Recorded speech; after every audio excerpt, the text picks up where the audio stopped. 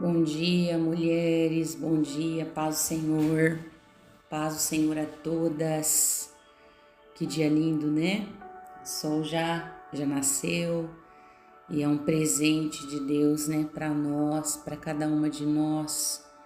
Queridas, aqui está muito frio, amanheceu bem frio, ontem choveu, né? Eu estava aqui agora fazendo as minhas orações da manhã, colocando diante do Senhor as nossas vidas, as nossas famílias, tudo que está acontecendo no mundo, né? No Brasil também, pedindo ao Senhor, né? Que assim como Ele prometeu a Abraão, se houver um justo na cidade, né? Que o Senhor não destruiria a cidade. Então, colocando a nossa nação diante de Deus, os nossos governantes, né, declarando que assim como Isaías disse, né, eu vi o Senhor, Isaías 6, né, eu vi o Senhor assentado num alto e sublime trono. Então, declarando que acima do governo da terra existe um governo no céu, existe um trono de governo do céu, e declarando também que o governo da nossa nação está nas mãos do nosso Deus, amém? E eu estava aqui meditando, o Espírito Santo falou comigo, gente, eu não ia gravar esse vídeo hoje, tá? Não ia gravar, mas eu sou obediente ao Espírito Santo. E o Espírito Santo, ele fala comigo aqui agora pela manhã, filha, alerte o meu povo a respeito do perigo da comparação. Nós não podemos nos comparar, queridos. A comparação é um perigo. E você, mãe, que tem 2 filhos, e você compara um filho com o outro, isso pode gerar dentro do coração do seu filho um espírito de competição e divisão. Eu estou aqui para alertar você hoje, nessa manhã. Não compare, não se compare também, amém? Vamos abrir aqui comigo, queridos, 1 Samuel, deixa eu ver aqui certo. Queridas, em 1 Samuel, capítulo 18, versículo 7, a Bíblia vem nos dizer que Saul, ele, após Davi matar o gigante Golias, né? Ele colocou Davi em uma posição de honra, né? Sobre o exército de Israel. E o que aconteceu foi que quando nós lemos ali o versículo, a partir do versículo 7, nós vemos que as mulheres começaram a cantar, né? Davi matou milhares e Saul matou milhares e Davi dezenas de milhares. E ao ouvir isso, Saul, ele se enfureceu. Veja bem, a comparação foi um motivo para que o inimigo, né? Para que o inimigo pudesse tomar conta do coração de Saul. Então nós precisamos entender e nos prevenir. Davi ele já havia sido ungido rei, né? Ele já era rei. Diante de Deus ele era o rei. Saul havia sido rejeitado porque não cumpriu princípios, né, de Deus. E eu quero dizer para vocês que mesmo sendo ungido pelo profeta Samuel, Davi em nenhum momento usurpou o trono, tá? Em nenhum momento ele quis arruinar Saul.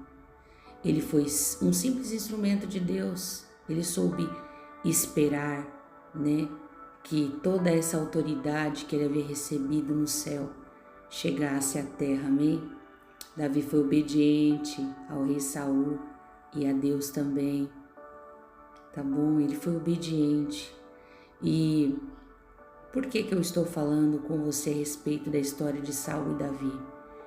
Porque nós vemos que às vezes uma frase, uma palavra é o suficiente para que o inimigo possa encontrar ali uma forma de adentrar nossa alma, nosso coração, criando ali uma barreira com a verdade.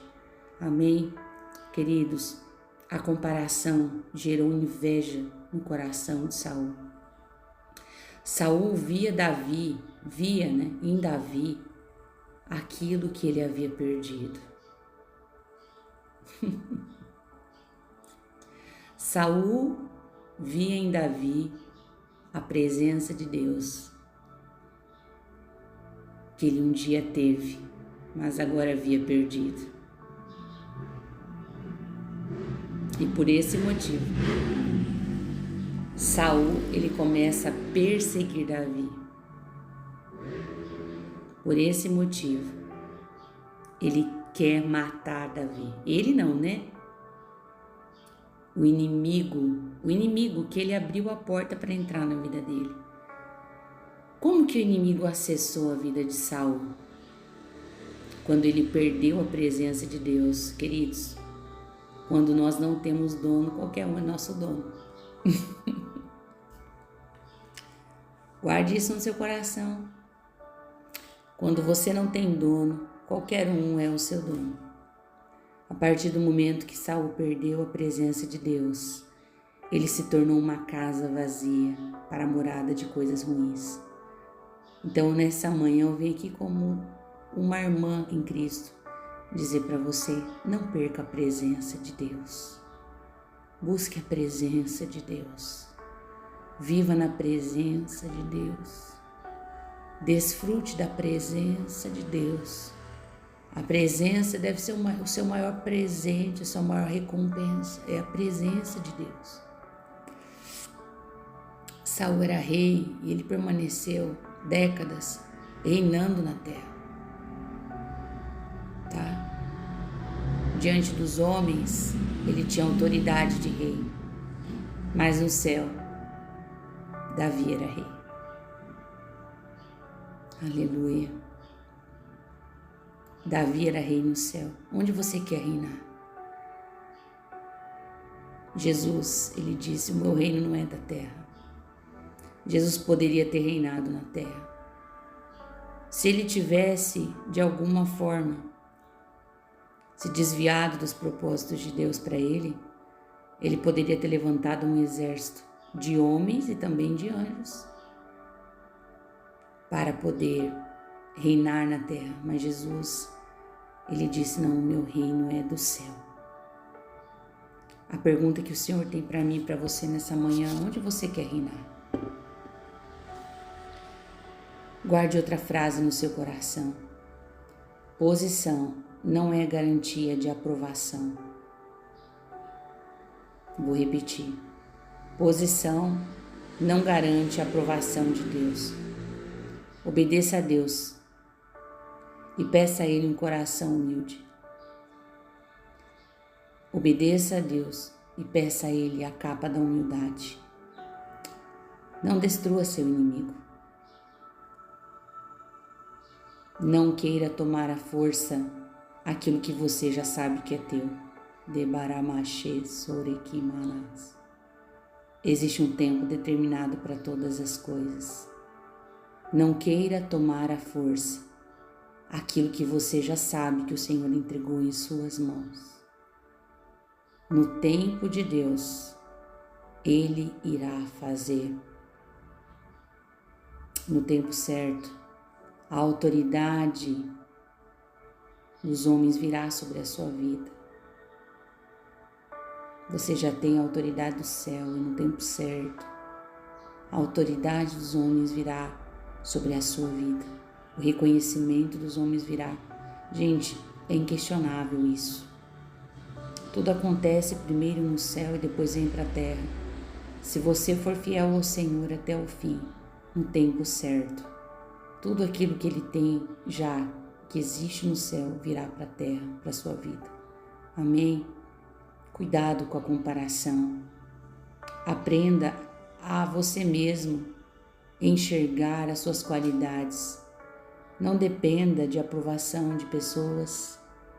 Busque em Deus conhecer a sua identidade nele e peça a Ele que restaure a sua verdadeira identidade nele, para que, sabendo quem você é, você não fique se comparando ou ouvindo as setas malignas, que é uma estratégia do inimigo para nos afastar da presença de Deus e sermos presas fáceis na mão dos nossos inimigos espirituais. Amém? Que assim como Davi, você consiga permanecer perseverando e crendo que o seu Deus, a presença dele, é suficiente na sua vida.